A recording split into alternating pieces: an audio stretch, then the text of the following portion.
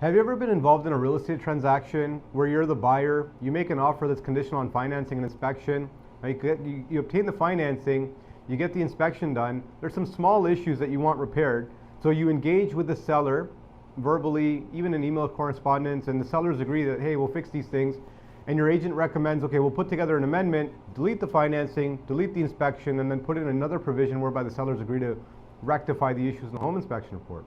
Now, there was a particular case called Fenyes versus Nellipudi, where the exact same sort of thing happened.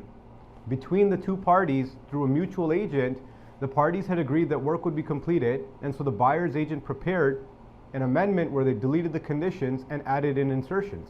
Now, what ended up happening in this particular situation is the seller did not sign the amendment. They ended up subsequently selling the property to another purchaser. The buyers argue that when they made that amendment and they deleted the condition for financing and inspection, that was putting the seller on notice that the deal had firmed up. What was really interesting in this case was that the judge disagreed, and in fact, the sellers were able to back out of that transaction and subsequently sell the property to the other party.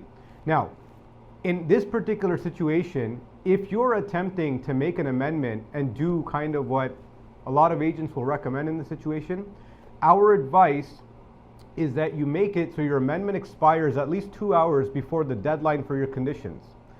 If your amendment's not accepted by that time, then you as a buyer still have a 2-hour window to make a decision as to whether you want to firm up the transaction or not.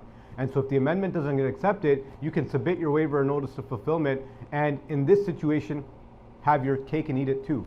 Ricky Rathor here again, broker owner at Remax Metropolis, real estate lawyer at Rathor Bake Professional Corporation. We'll see you again next time. Bye for now.